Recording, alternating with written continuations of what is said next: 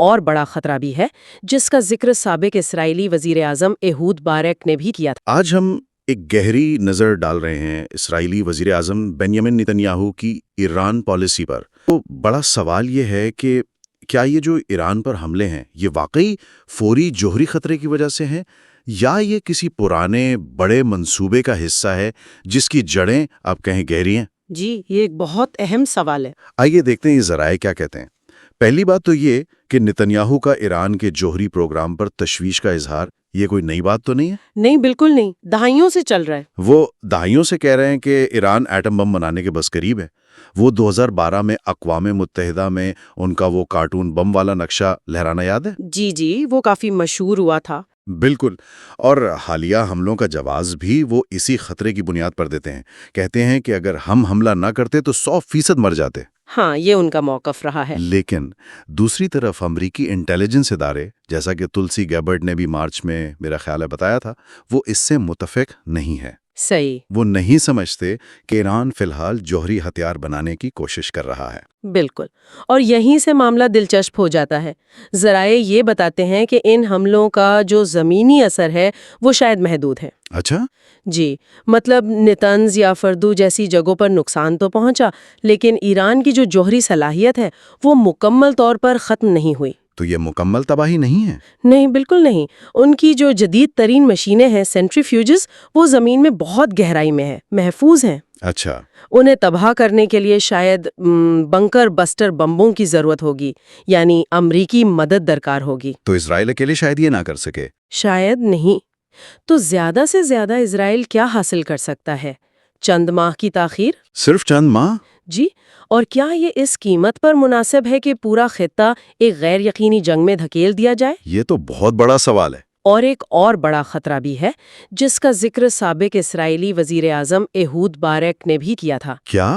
کہ اگر کوئی بڑا حملہ ہوتا ہے تو ہو سکتا ہے ایران جوہری عدم پھیلاؤ کے معاہدے یعنی NPT سے ہی نکل جائے اور تیزی سے بم بنانے کی طرف چلا جائے۔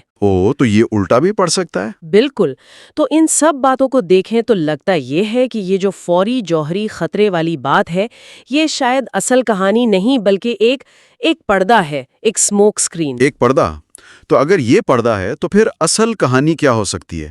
یہ ذرائع ہمیں کہاں لے جاتے ہیں؟ ذرائع ہمیں سرد جنگ کے بعد کے امریکہ کی طرف اشارہ کرتے ہیں۔ اچھا، وہ دور جب سوویت یونین ختم ہو گیا تھا؟ جی، اس وقت امریکہ میں ایک نظریاتی خلا سا پیدا ہوا اور کچھ امریکی پالیسی ساز جنہیں ہم نیو قدامت پسند یا نیو کانزرویٹیوز کہتے ہیں وہ سامنے آئے۔ New cons? جی، انہوں نے امریکی عالمی بالادستی کو نہ صرف برقرار رکھنے بلکہ پھیلانے کا نظریہ پیش کیا۔ ان کا خیال تھا کہ امریکہ کو دنیا میں ایک فیاض عالمی طاقت بننا چاہیے۔ Benevolent global ہیجیمون۔ جی، اور ضرورت پڑنے پر فوجی طاقت استعمال کرنے سے بھی گریز نہ کرے۔ میڈلین اولبریٹ نے بھی کہا تھا نا، ناگوار قوم۔ ہاں، یاد ہے۔ تو اسی سوچ کے تحت 1996 میں کچھ اہم نو قدامت پسند شخصیات جیسے رچرڈ پرل، ڈگلس فیت وغیرہ، انہوں نے نیتن کے لیے ایک پالیسی دستاویز تیار کی۔ نیتن کے لیے؟ ہاں جی، ان کی پہلی وزارت عظمیٰ کے لیے۔ اس کا نام تھا A Clean Break, A New Strategy for Securing the Realm۔ Clean break? اس میں کیا تھا؟ اس میں بنیادی طور پر مشرق وسطیٰ کے لیے ایک نیا نقشہ کھینچا گیا تھا۔ 3 اہم نکات تھے۔ پہلا، اوسلو امن معاہدے سے علیحدگی اختیار کرنا۔ اچھا۔ دوسرا، خطے میں جو اسرائیل مخالف حکومتیں ہیں انہیں بدلنا، رجیم چینج۔ حکومتوں کی تبدیلی۔ اور تیسرا، امریکہ کے ساتھ ایک آہنی مضبوط اتحاد قائم کرنا۔ اور پھر بعد میں جارج W بش صدر بنے تو ان میں سے کئی لوگ، بالکل، ڈک چینی، رمسفیلڈ، وولفووٹس، یہ سب اہم عہدوں پر فائز ہو گئے۔ تو یہ کلین بریک والی سوچ واشنگٹن میں طاقتور ہو گئی۔ جی ہاں، اور اسی گروپ نے PNAC یعنی project for a new American century نے اپنی ایک رپورٹ ری بلڈنگ امریکاز ڈیفنسز میں یہ بھی لکھا تھا کہ امریکی دفاعی تبدیلیوں کے لیے شاید ایک نئے پرل ہاربر جیسے واقعے کی ضرورت ہوگی۔ اور پھر 9/11 ہو گیا؟ جی، اور 9/11 کے فوراً بعد 2002 میں نیتن نے امریکی کانگریس میں گواہی دی اور عراق پر حملے کی بھرپور وکالت کی۔ تو یہ سب جڑا ہوا لگتا ہے۔ اسی دوران وہ امریکی فوج کے ریٹائرڈ جنرل ویزلی کلارک کا دعویٰ بھی تھا، ہے نا؟ ہاں، وہ بہت مشہور ہوا۔ کہ 9/11 کے بعد پینٹاگون میں ایک منصوبہ تھا 5 سال میں 7 ممالک کو ختم کرنے کا۔ جی، عراق، شام، لیبیا، صومالیہ، سوڈان، لبنان اور ایران؟ اور ایران اس فہرست میں آخری تھا۔ جی، کلارک کے مطابق ایران آخری ہدف تھا۔ اور اگر ہم پچھلی 2 دہائیوں کو دیکھیں تو اس فہرست کے کئی ممالک میں امریکی مداخلت ہوئی یا وہ شدید عدم استحکام کے شکار ہوئے۔ عراق، لیبیا، شام۔ بالکل، یہ قابل غور بات ہے۔ تو کیا ایران واقعی اس بڑے منصوبے کا آخری ہدف ہے؟ یہ سوال تو ذہن میں آتا ہے۔ اور یہی نکتہ شاید نتنیاہو کی موجودہ صورتحال کو سمجھنے میں مدد دیتا ہے۔ دیکھیں، وہ اندرونی طور پر مشکلات کا شکار ہیں۔ غزہ کی صورتحال، عالمی دباؤ۔ جی، ان پر کافی دباؤ ہے۔ تو شاید انہیں لگ رہا ہے کہ ایران اس وقت نسبتاً کمزور ہے۔ حالیہ واقعات سے شاید یہ تاثر ملا ہو کہ اس کا فضائی دفاع اتنا مضبوط نہیں، اس کے جو پراکسیز ہیں اتحادی، وہ بھی دباؤ میں ہیں۔ تو یہ کارروائی کے لیے ایک موقع کی کھڑکی ہے، ونڈو فار ایکشن۔ ایک موقع۔ لیکن اس میں امریکہ کا کیا کردار ہے؟ یہاں معاملہ تھوڑا پیچیدہ ہے۔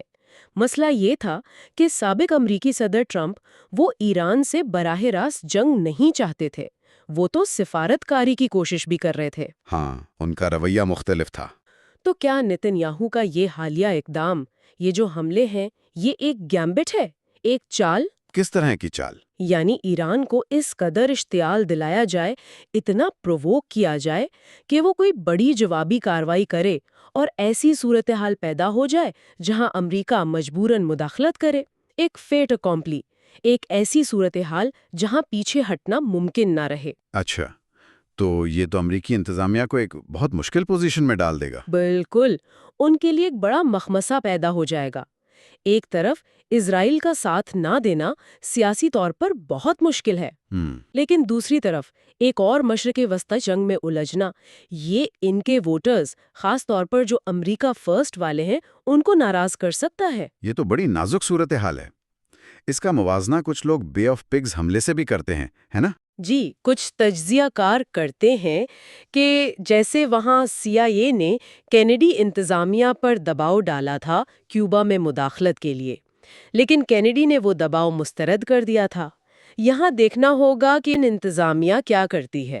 تو خلاصہ یہ ہے کہ ذرائع سے جو اشارے مل رہے ہیں وہ یہ بتاتے ہیں کہ حالیہ اسرائیلی حملوں کو صرف فوری جوہری خطرے کے رد عمل کے طور پر دیکھنا شاید نامکمل تصویر ہو۔ جی بالکل، یہ ایک طویل المدتی، زیادہ پیچیدہ جیوپولیٹیکل حکمت عملی کا حصہ معلوم ہوتے ہیں۔ ایک ایسی حکمت عملی جس کا مقصد شاید امریکی فوجی شمولیت کو یقینی بنانا ہو۔